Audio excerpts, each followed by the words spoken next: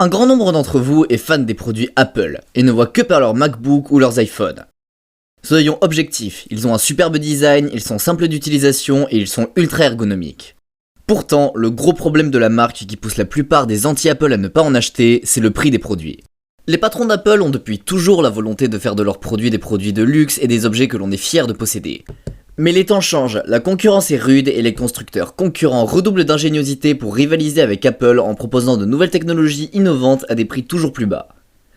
Samsung par exemple propose des téléphones avec un écran pliable ou Huawei avec des téléphones sur lesquels on ne voit même plus les appareils photo. Alors qu'Apple avec son iPhone 12 propose un design très similaire à l'ancien iPhone 5 et avec pour seule nouveauté la 5G. Certains fans d'Apple commencent d'ailleurs à se lasser. Une marque en particulier attaque sérieusement le marché avec des prix incroyablement bas pour ses smartphones, la marque Xiaomi. Dans cette vidéo, nous allons voir la stratégie de cette entreprise pour devenir leader de la vente des smartphones et son histoire.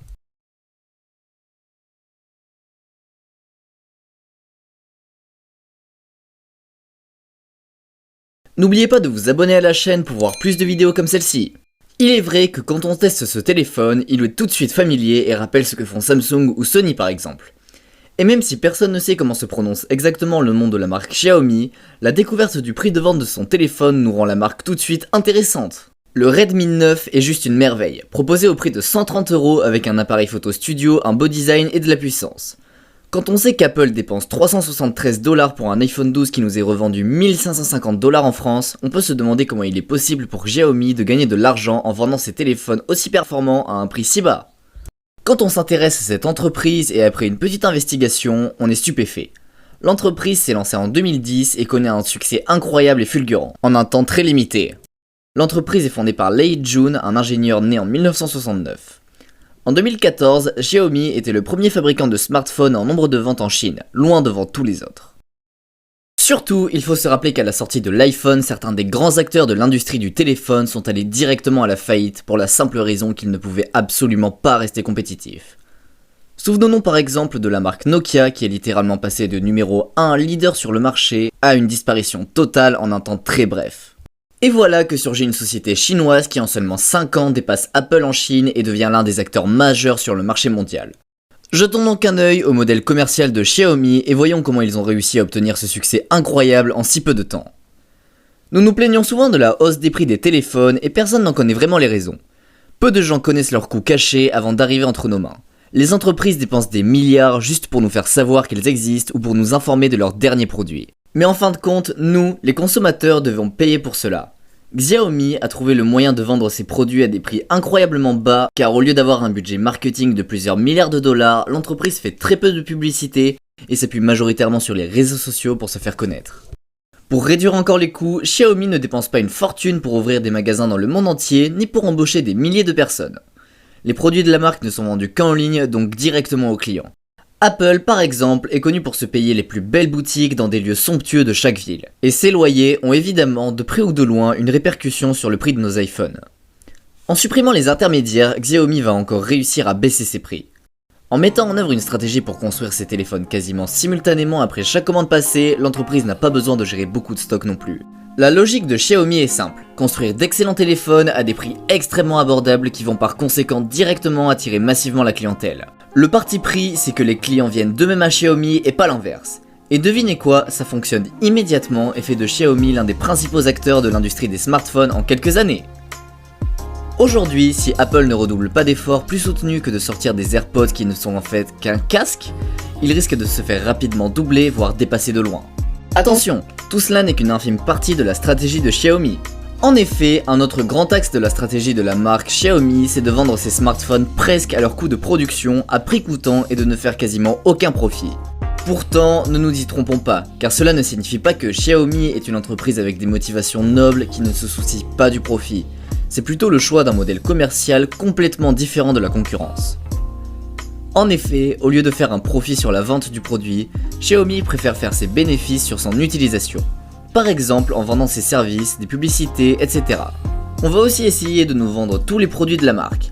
Les smartphones sont une sorte de produit d'appel, un objet de tentation, une sorte de piège tendu pour vous faire entrer dans l'écosystème Xiaomi. Parce qu'en plus de vous vendre ses services, Xiaomi vend à peu près tout ce qu'on peut imaginer. En fait, si vous n'êtes pas familier avec la stratégie de l'entreprise, vous pouvez vous dire qu'elle vend tout ce qui lui passe entre les mains.